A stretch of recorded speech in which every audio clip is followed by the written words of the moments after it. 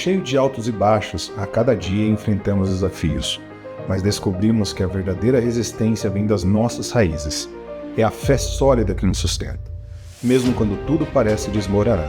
Junte-se a nós nas palestras Resilientes, Estudos em 1 Pedro, e aprenda como exercer uma fé corajosa diante das pressões e a servir com determinação. Vamos seguir juntos nessa jornada de crescimento, engajamento e superação.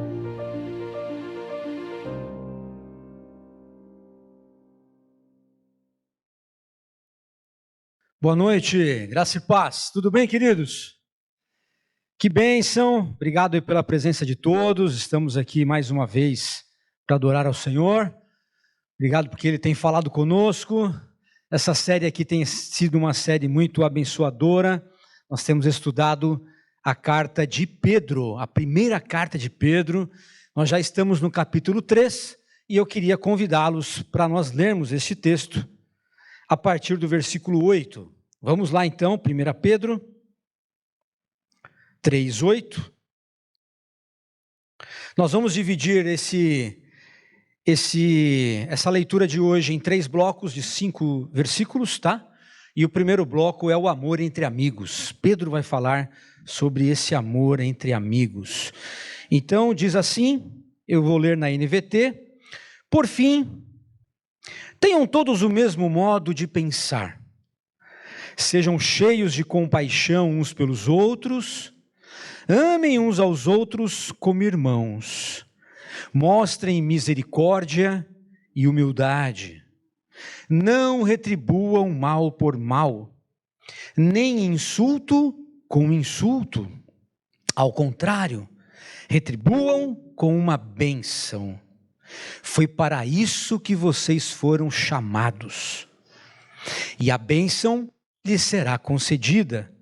Versículo 10. Pois, se quiser desfrutar a vida e ver muitos dias felizes, refreie a língua de falar maldades e os lábios de dizerem mentiras. Afaste-se do mal e faça o bem. Busque a paz e esforce-se para mantê-la.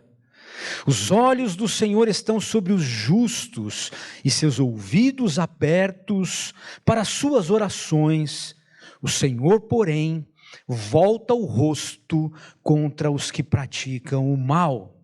Até aí, por enquanto. Esse primeiro trecho, então, Pedro está dizendo para nós olharmos para a nossa comunidade de fé. Para nós olharmos para a nossa igreja, para o nosso grupo aqui, que se reúne, seja no grande grupo, seja nos pequenos grupos, seja no momento de oração na sua casa, seja no momento de oração com a sua família, aonde o nome do Senhor estiver sendo exaltado, seja num evangelismo na rua, seja num grupo no seu trabalho, aonde você estiver falando de Jesus, ali tem irmãos e irmãs em Cristo adorando a Deus, e esta comunidade da fé precisa entender que há uma relação de família, há uma relação de fraternidade, é o filos, é o amor filéu, é o amor de amigo, e esta fé, aonde cada um de nós é um membro deste grande corpo de Cristo, que Jesus é a cabeça. Então, a palavra do Senhor, ela nos ensina que nós precisamos olhar para o nosso irmão de fé e perceber que ele é alguém que faz parte do mesmo propósito que eu. O texto do versículo 8 diz isso: tenham todos o mesmo modo de pensar. Isso não significa que nós não vamos ter opiniões divergentes, nós não vamos ter gostos diferentes, mas que nós sempre vamos caminhar para o mesmo propósito, que é engrandecer o nome do Senhor na terra, que é fazer o reino de Deus avançar. Amém? Então a igreja do Senhor, nós que nos reunimos aqui para declarar que nós fomos alcançados, salvos e amados por Jesus, nós temos este mesmo modo de pensar. Bom, Paulo, escrevendo aos Filipenses, ele também traz um texto muito parecido com esse de Pedro. Ele diz assim: então, completem minha alegria, concordando sinceramente uns com os outros. Pedro diz, todos com o mesmo modo de pensar. Paulo diz, concordem sinceramente uns com os outros, como? Amando-se mutuamente e trabalhando juntos com a mesma forma de pensar e em um só propósito. O nosso propósito, queridos, como corpo do Senhor, não é competir um com o outro. Não é pensar que um é maior, que o outro é menor, que um é melhor, que o outro é desprovido, que um tem mais recursos, que o outro tem menos recursos, porque todos nós somos iguais e um em Cristo Jesus, amém? Todos nós somos levados para a cruz e nós somos acolhidos na família do Pai. Então é por isso que tanto Pedro quanto Paulo trazem a igreja para pensar no mesmo propósito. E o texto continua: não sejam egoístas, nem tentem impressionar ninguém. Sejam humildes e considerem os outros mais importantes que vocês. Não procurem apenas os próprios interesses, mas preocupem-se também com os interesses alheios. Tenham a mesma atitude demonstrada por Cristo Jesus.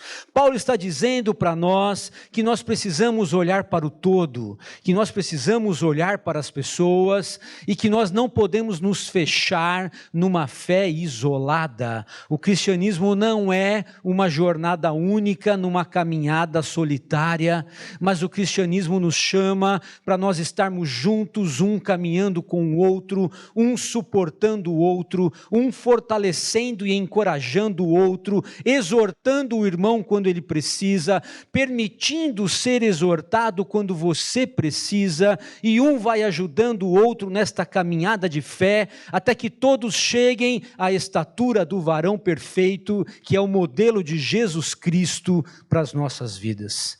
Amém? Então, este é o texto de Paulo. Nós lemos o texto de Pedro, e talvez você fique pensando assim: mas a teoria é muito bonita, a retórica deles é linda, eu quero ver colocar isso na prática. Então Lucas vai escrever isto lá em Atos capítulo 4, e ele diz que a igreja estava vivendo exatamente isto. Todos que creram estavam unidos em coração e mente. Lembram? Mesmo propósito?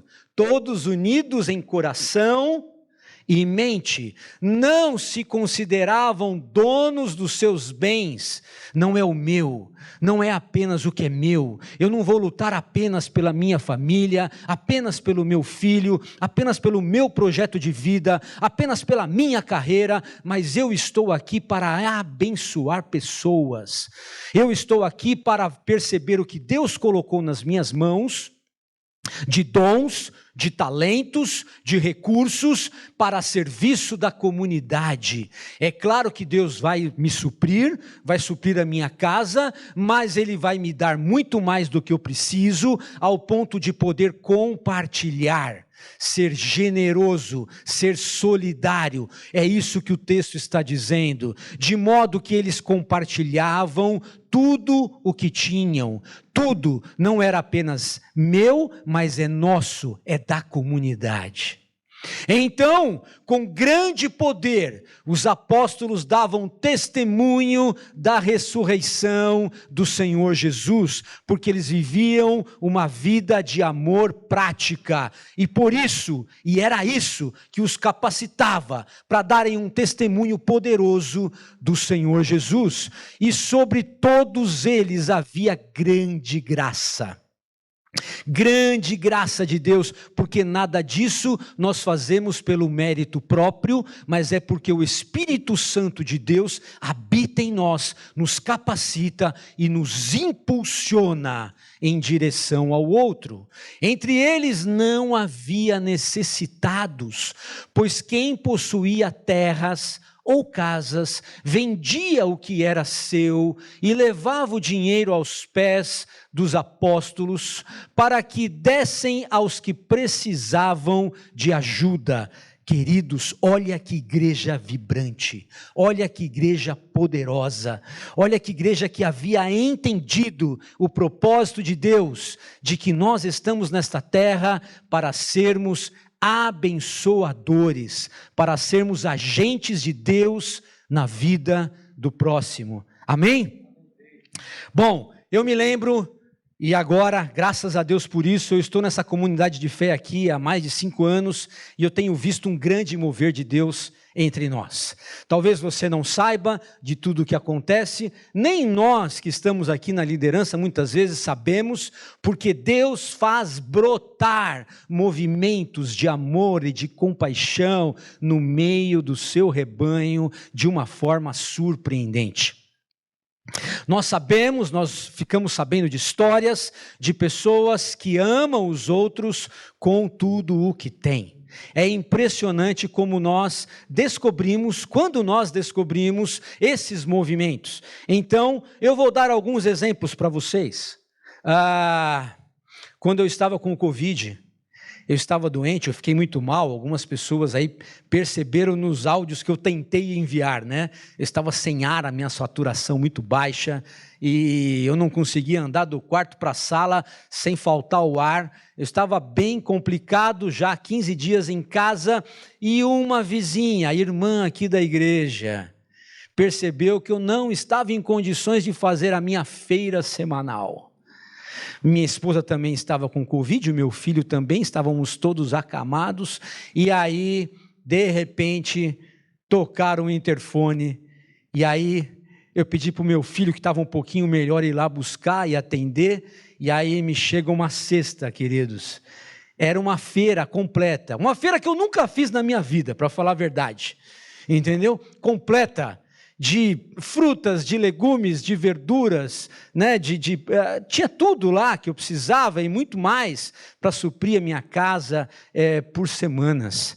E eu vi o carinho. Por quê? Porque um pequeno grupo, que era o nosso pequeno grupo, que se reunia online, se movimentou para levar. Depois eu fiquei sabendo que estas pessoas já fizeram muitas outras cestas por aí. Talvez até você deva ter recebido aí em algum momento. Então nós percebemos o quanto o mover de Deus, ele vai se impulsionando pessoas. O Dalvino comentou que nós já fomos lá. Este mesmo grupo já esteve lá na Casa Aba, abençoando aquelas crianças e levando mantimento, levando roupas, levando aparelhos eletrônicos que eles estavam precisando, computadores, enfim, nós fizemos todo um levante lá. Este mesmo grupo ainda alcança uma casa de deficientes intelectuais até hoje, né? Eles se movimentam e mensalmente vão lá acolher aqueles jovens que foram abandonados pelos seus próprios pais por causa da deficiência intelectual. E estão numa casa sem muita expectativa, sem muita perspectiva de vida, mas eles estão ali e esse grupo vai lá e acolhe e abençoa, né? E brinca e canta junto e leva alguma coisa. Então, tudo isso é o mover da igreja em nosso meio. Queridos, nós temos visto o quanto pessoas têm sido abençoadas por esta igreja. Nós temos visto, eu tenho certeza que você provavelmente já foi visitado por alguém, talvez já recebeu um telefonema, perguntando como você estava, num momento seu de fragilidade ou de enfermidade, o seu pequeno grupo já se preocupou com você, e aí eu digo para a importância de estar ligado ao pequeno grupo, a um grupo que se reúne, seja Déboras orando pelos filhos, seja o CR aqui, aonde tem um grupo cuidando de outro, né? Sejam os jovens, não importa, você não pode viver essa fé de uma forma isolada, meu querido. Então tome muito cuidado com isso, chegue cedo para a igreja, procure conhecer a pessoa do seu lado, sabe, faça relacionamentos, porque isso fortalece a sua fé. Então não tenha pressa para ir embora, troque telefone, se abra para o seu irmão, e é muito importante você estar atento à necessidade das pessoas que estão do nosso lado. Nós temos irmãos aqui que amam ajudar os outros. Nós temos irmãos que vêm aqui durante a semana e se preocupam com a cesta básica de famílias. Nós temos irmãs que vêm aqui constantemente cuidar das roupas, né? E dos agasalhos que nós vamos entregar, por exemplo, agora, no Muro Solidário em junho. Não apareceu aí no vídeo, mas se você tiver uma peça de roupa, um agasalho, um moletom, uma blusa, uma calça, um cobertor, uma touca, traga para nós, porque nós já temos mais de 100 famílias cadastradas para nós distribuirmos isso para elas, para aquecer um pouco o seu inverno. Nós temos irmãos aqui que estão sempre atentos à necessidade dos outros, e eu poderia citar muitas pessoas. Eu sei o quanto o Vitor, por exemplo, abençoa os irmãos com aquela Kombi dele, pastor.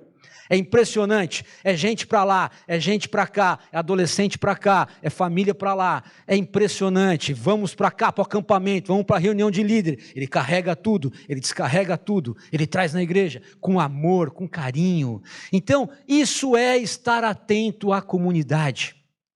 Quantos já não foram visitados pelo Valmir? Quantos não foram visitados pelo Tiagão? Quantos não foram abençoados pela Ana Maria? São pessoas pela Rosiane, são pessoas, eu poderia falar de muitas e muitas pessoas aqui, a Cida. Quantas pessoas estão atentos à necessidade do outro?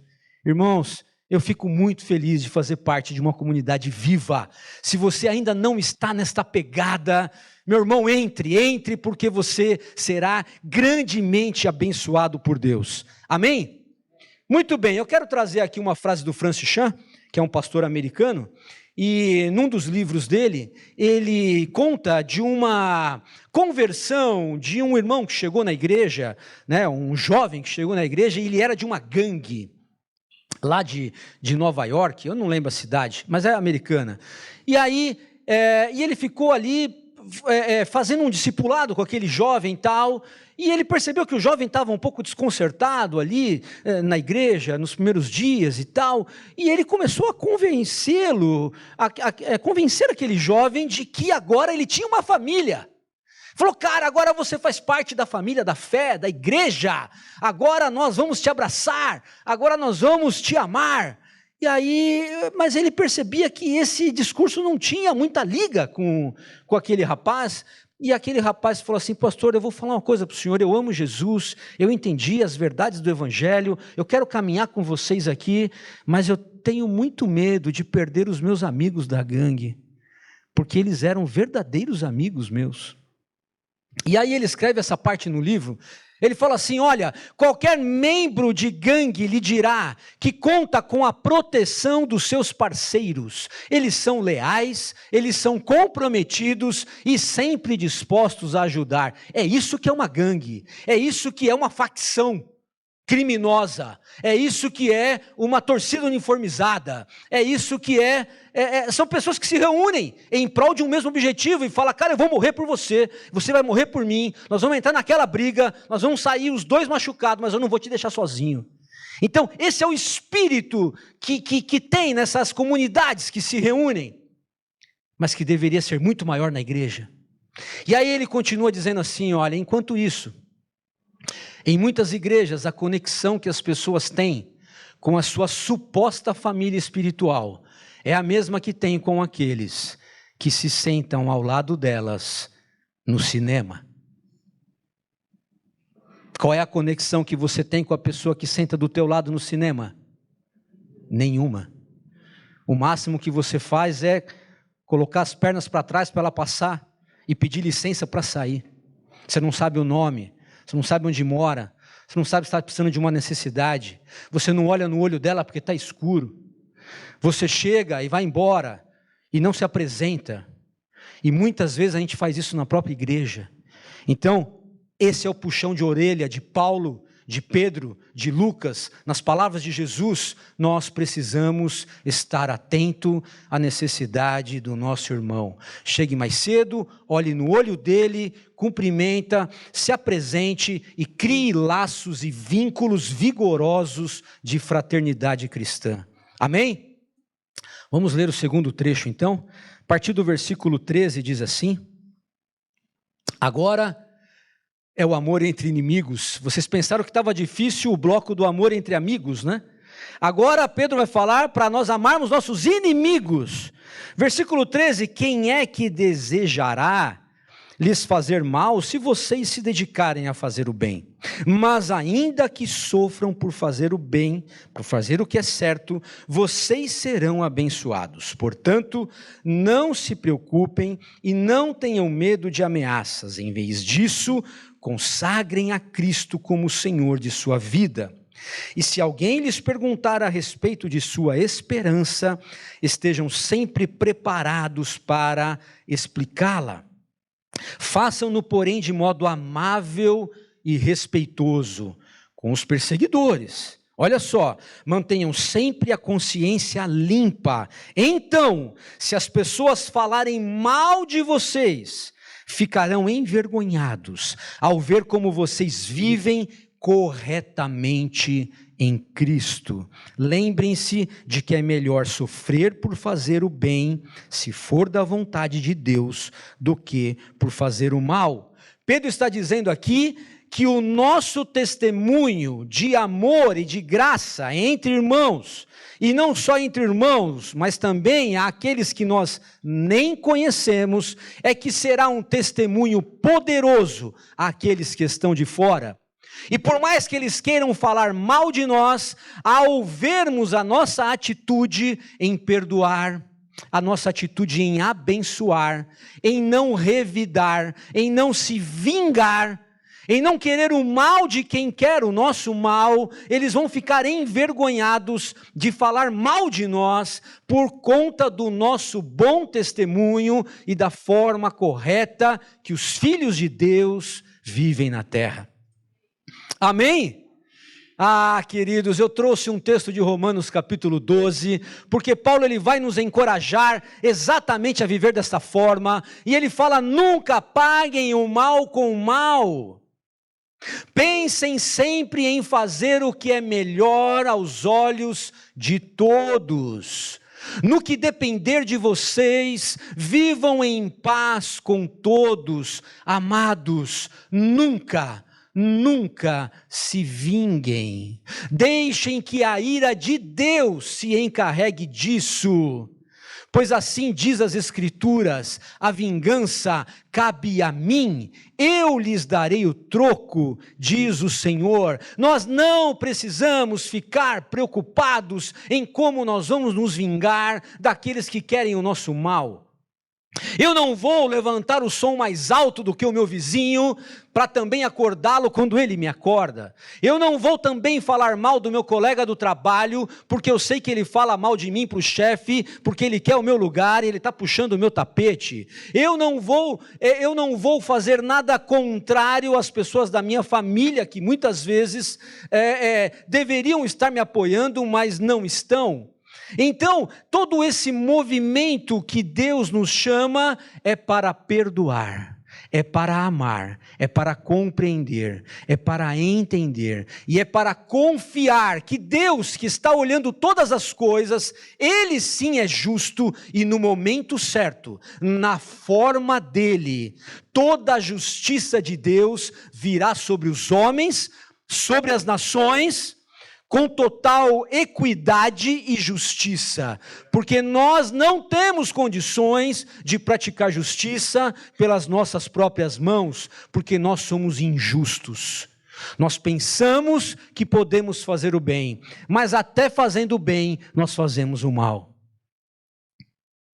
Então, este texto aqui de Mateus capítulo 5 são palavras do próprio Jesus, para reforçar exatamente isso, porque Pedro e Paulo não tiraram essa ideia da sua própria cabeça, eles aprenderam com o mestre, e Jesus fala, vocês ouviram o que foi dito lá na lei? Ame o seu próximo e odeie o seu inimigo, mas eu lhes digo, Jesus então vai reconfigurar o mandamento. Eu lhes digo, amem os seus inimigos e orem por aqueles que os perseguem, para que vocês venham a ser filhos de seu Pai que está nos céus. Deus espera que os seus filhos ajam como Ele age. Daqui a pouco nós vamos ver que Jesus é o modelo deste amor sacrificial aos seus inimigos. Se vocês amarem aqueles que os amam, que recompensa receberão? Porque é fácil amar quem nos ama, não é? É fácil retribuir um convite que você recebeu. É fácil dar um presente para quem já te deu. Não é verdade? É muito fácil, queridos. É fácil retribuir um abraço quando você já recebeu. É fácil você dar um elogio quando você foi elogiado. E o texto diz assim, peraí, até os publicanos fazem isso. Até os pecadores, até quem não conhece a Deus faz isso. E se vocês saudarem apenas os seus irmãos, olha, o que estarão fazendo demais? Até os pagãos fazem isso, até aqueles que não conhecem a Deus, não conhecem o Evangelho, não foram transformados, eles fazem dessa forma. O sistema é um sistema de troca. Mas no Evangelho não. O Evangelho eu estou aberto àquele que está fechado para mim. No Evangelho eu vou estender a mão àquele que recusa me cumprimentar. No Evangelho eu vou procurar entender aquele que nunca me entendeu. O Evangelho nos chama para dar um passo a mais. O Evangelho nos chama para caminhar 1 quilômetro a mais. Com muitas vezes aqueles que são desprezados, com muitas vezes aqueles que são chatos, aquelas pessoas que não agregam muito e você procura se esquivar. Sabe aquelas pessoas que você sabe que não vai te acrescentar nada, então você procura se isolar, mas o Evangelho quer que você se aproxime de pessoas difíceis, estenda a mão, ofereça uma ajuda, ofereça uma oração, pergunte como ele está e fale, meu querido, conte comigo. O Evangelho nos tira da zona de conforto. Este é o Evangelho do Senhor Jesus. Amém? Muito bem, eu quero ler o último texto aqui, 1 Pedro 3,18, e ele vai dizer assim, olha, pois Cristo também sofreu por nossos pecados, de uma vez por todas, embora nunca tenha pecado, morreu pelos pecadores, a fim de conduzi-los a Deus. Sofreu morte física, mas foi ressuscitado pelo Espírito. Eu sei que você pode estar pensando assim, pastor, é muito difícil esse evangelho que pede para nós amarmos as pessoas como se fossem nossos irmãos. É muito difícil esse evangelho que ensina a compartilhar aquilo que eu tenho, a compartilhar aquilo que eu ganhei, aquilo que eu me esforcei. Então, se eu me esforcei, é meu e eu não devo compartilhar com ninguém. É isso que o coração egoísta humano pensa. Mas o Evangelho está nos chamando para nós pensarmos no próximo, para nós olharmos para o outro, para nós compartilharmos o que temos. E é muito difícil, é verdade. E eu vou dizer uma coisa para vocês, sem Deus isso é impossível. Amar o seu inimigo, perdoar aqueles que te maltratam, orar por aqueles que talvez abusaram de você, violentaram um filho teu. Vocês têm noção que é isso? Invadiram a sua casa. Eu tive a oportunidade de ficar de frente com o assassino do meu pai. Eu tinha 21 anos, quando entraram no nosso estabelecimento e deram 3 tiros no meu pai. Eu tentei socorrê-lo, e aí nós levamos para o hospital, mas ele já estava morto. E aí quando eu estava lá, cuidando do enterro, do funeral, esperando o carro levar, os policiais chegaram e falaram assim, entrou um rapaz aqui baleado, e nós temos certeza que ele estava na cena do crime. Mas você precisa reconhecê-lo para que ele seja preso. E aí passa um turbilhão de coisas na sua mente. Queridos, não é fácil. A carne te chama para vingança.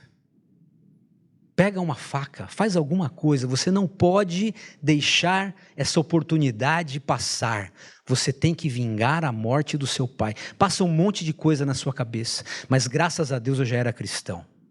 Graças a Deus isso foi rápido, porque o Espírito Santo de Deus falou: ele é uma vítima do pecado.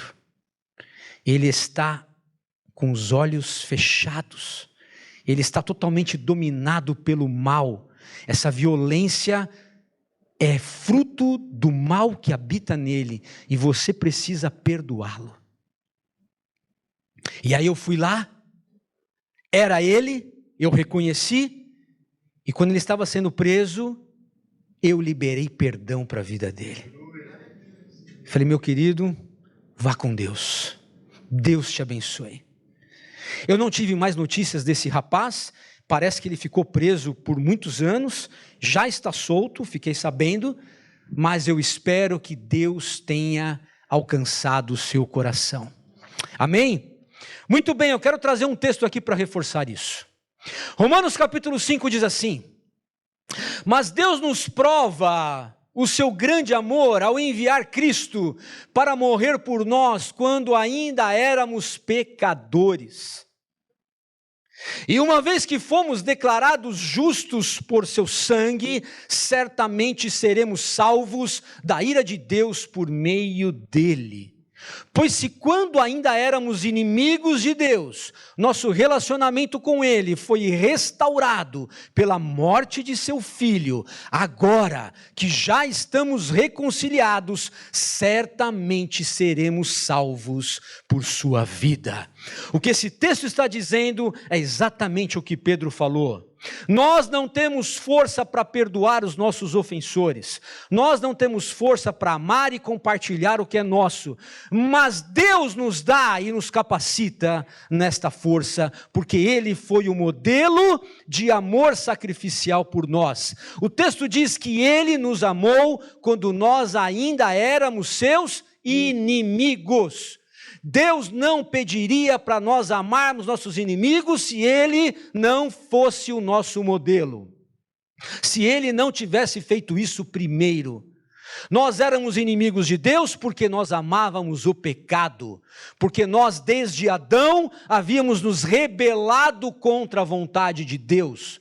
Nós estávamos vivendo apenas pelos nossos próprios desejos egoístas, e isto era uma afronta ao Deus que nos criou, porque o Deus que nos criou é amoroso, o Deus que nos criou é gracioso, e Ele nos criou com toda a sua graça e o seu amor, mas a humanidade se rebelou, se tornou inimiga de Deus, e então Jesus vem para restaurar essa humanidade caída, pecadora, perversa, egoísta, e agora nos transportar do reino das trevas para o reino do seu Filho de amor.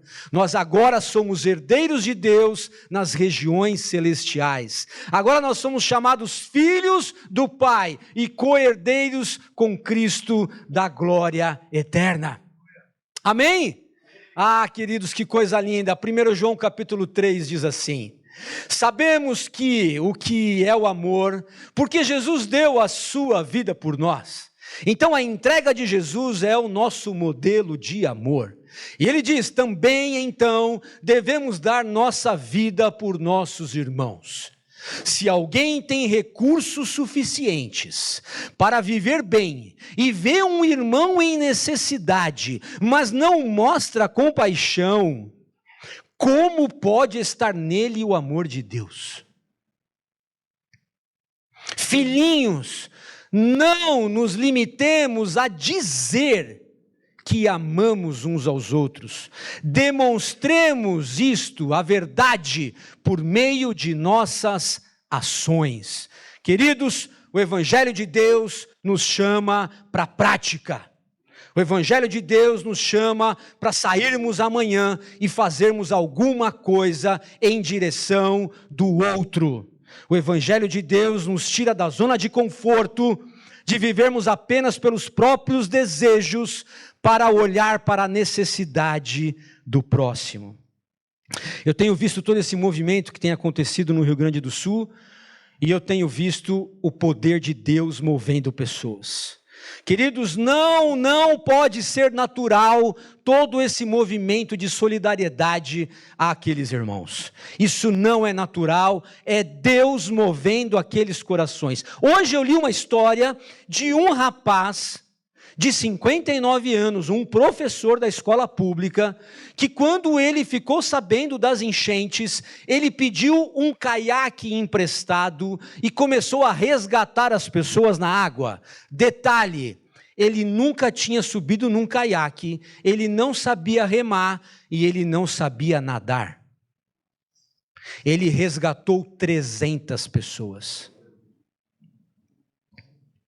Nós já estamos vendo o quanto médicos, psicólogos, profissionais de saúde fecharam as suas clínicas, e deixaram de ganhar dinheiro e foram para o Rio Grande do Sul fazer atendimento médico, psicológico, atender aquelas pessoas, porque a necessidade, queridos, não é só alimento e roupa. Essas pessoas perderam pessoas, perderam toda a sua vida, perderam bens, perderam tudo que elas tinham. Vocês viram o relato daquele rapazinho, um menininho de 12 anos de idade, contando de como ele foi resgatado, salvo pelo seu avô? Eu não sei se vocês viram, mas ele conta assim, ele está em choque ainda, mas ele conta assim: olha, nós estávamos na casa e começou a encher, então o vovô pediu para eu subir com a minha avó no segundo andar, e daqui a pouco o segundo andar começou a encher, então nós não tivemos outra saímos pela janela e fomos para o telhado, mas a água começou a encher e subir no telhado e de repente levou a nossa casa. E nós então nos agarramos numa árvore. Eu, o meu avô e a minha avó. A minha avó teve dificuldades, o meu avô a segurou, e nós ficamos ali, e a enxurrada estava forte, nós não tínhamos mais o que fazer, nós estávamos esperando socorro, mas o socorro não vinha, e a água estava forte, de repente a água levou a árvore. E nós fomos pela enxurrada. E o meu avô conseguiu me pegar, e nós pegamos num outro tronco e nos seguramos, mas a vovó foi embora. São essas histórias que nós temos ouvido de lá. Essas pessoas precisam de carinho. Esse garoto precisa de acolhimento, esse garoto precisa de ser acompanhado, ele precisa de sentir que ele é amado. Sabe, quantas pessoas não perderam tudo, queridos? Nós precisamos estar atentos a tudo isso. O mover de Deus faz com que a gente esteja atento a isso. Eu me lembro uma vez, quando eu estava voltando do parque com os meus filhos, eles eram pequenos, e aí eu vi um rapaz no farol, ele veio pedir dinheiro, mas ele estava descalço. Eu falei, mas por que você está descalço? Ele falou, porque essa semana o único tênis que eu tinha rasgou. Eu falei, cara, quanto você calça? Ele falou, 41. Eu falei, caramba, que bênção de Deus na tua vida, eu também calço 41. Tirei o tênis, voltei a pé para casa, descalço, e os meus filhos ficaram olhando aquilo e falaram, pai, caramba. Mas ele não era a primeira vez, porque nós tínhamos um trabalho de evangelismo na Praça da Sé, com os moradores de rua, todas as sextas à noite, e eu levava eles.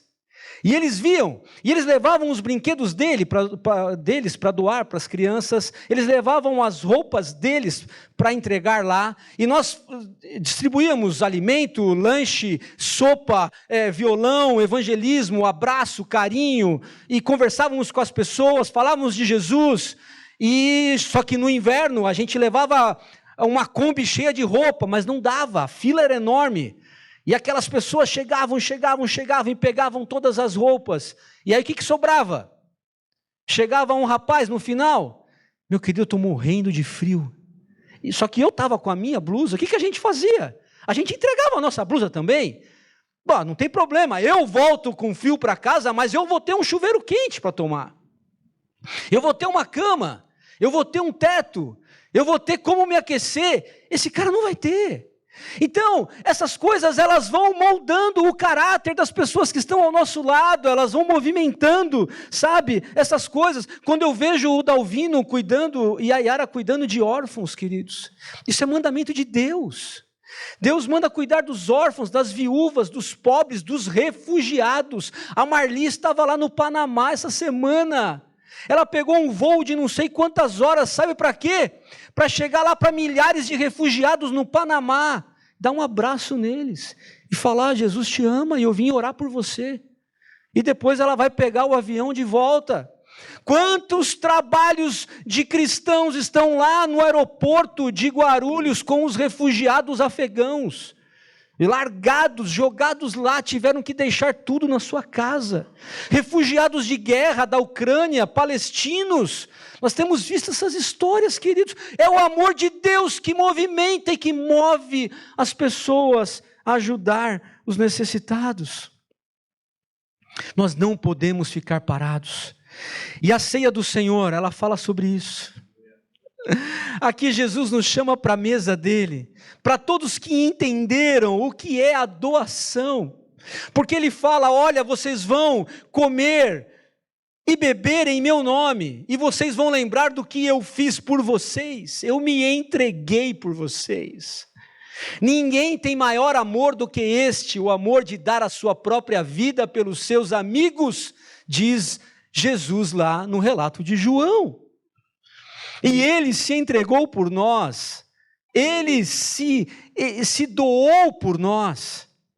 E essa mesa fala sobre isso, queridos. Essa mesa fala sobre o amor de Deus. Essa mesa fala sobre a graça de Deus. Então nós queremos convidá-lo a participar dessa mesa. Uma vez por mês, nós fazemos uma simbologia de uma refeição juntos. Bom seria que nós comêssemos mais juntos, não é? Convide amigos aí para sua casa, pode me chamar, eu sou bom de boca, como qualquer coisa, queridos, viu? Não tem problema não. Vamos compartilhar nossa casa, vamos compartilhar a nossa vida, vamos ligar para as pessoas durante a semana, vamos entrar nos pequenos grupos, vamos nos envolver, amém? Então todos nós aqui estamos convidados a participar dessa mesa. Todos aqueles que entenderam que fazem parte dessa família de Deus. Se você já é filho de Deus, salvo no Senhor, faça parte dessa mesa agora. Em memória do Senhor, em lembrança do que Ele fez por nós e na expectativa de um dia comermos com o Senhor na eternidade a grande ceia com o Pai. Amém?